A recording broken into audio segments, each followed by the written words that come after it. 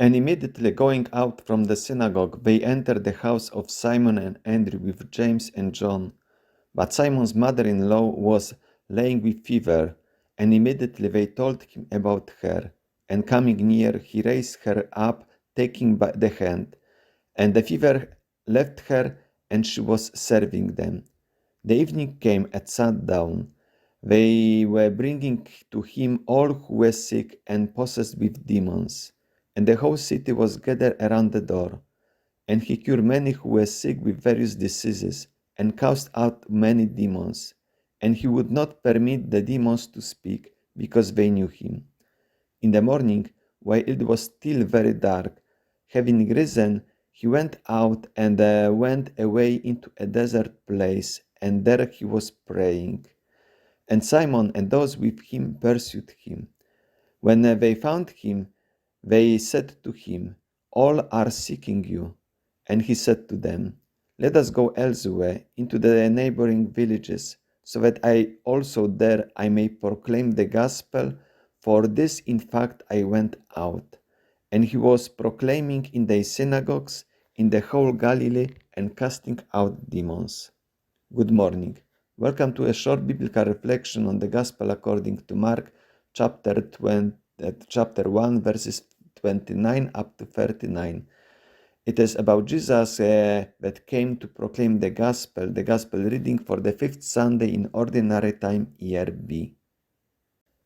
Last Sunday, we are reading the text immediately preceding it, casting out an unclean spirit from a person in the synagogue of Capharnaum. This story continues in Capharnaum, but the place changes. Now it is in the house of Simon and Andrew. And in this first part, which describes the healing story of Simon's mother-in-law, twice we have the same expression, "and immediately," which stresses and gives also flavor that the whole story is like flowing very fast, rushing. But then, from verse 32, the speed of the story changes, it slows down. And now they are bringing to Jesus all sick and possessed with demons, and Jesus is healing them and is casting out the demons. And the last part, it changes also the place again. Jesus is going now out into a desert place, or we could also translate deserted place, where he is praying. And the disciples now is mentioned, Simon with those with him. Of course, those with him are those three, Andrew and James and John, mentioned in verse 29. And when they found him, they are telling that all are seeking you. And Jesus answers them, "Let us go elsewhere into the neighboring villages, so that I may proclaim also the gospel there." So Jesus is answering that this is the fact that Jesus came just to proclaim the gospel, not only healing from physical diseases, but also to proclaim the message. And we'll look now at the biblical context. The sentence in verse 35, "He went out and went away into a desert place, and there he was praying," we can connect it with chapter 6. Firstly, verse 31, that immediately when the disciples returned from the mission, we read, "The apostles gathered around Jesus, and they told him all that they had done and taught. He said to them, 'Come away to a desert place all by yourself and rest a while.'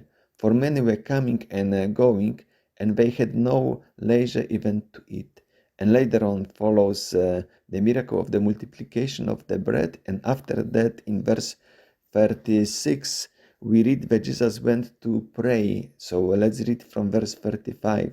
"Immediately he made his disciples get into the boat and go on ahead to the other side, to Bethsaida, while he dismissed the crowd. After saying farewell to them, he went up on the mountain to pray."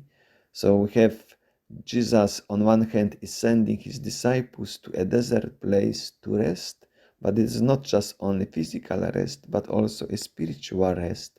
And Jesus gives them also an example, because Jesus went by himself alone on the mountain to pray. And now from verse 38, Let us go elsewhere into the neighboring villages, so that also there I may proclaim the gospel. For this, in fact, I went out. In the translation, I added this word, the gospel, because in Greek we have just the verb to proclaim, but the gospel as an object is implied. And in fact, we find it earlier in the same chapter 1 in verse 14, when it's the beginning of the description of Jesus' mission. Now, after John was arrested, Jesus came out to Galilee proclaiming the gospel of God.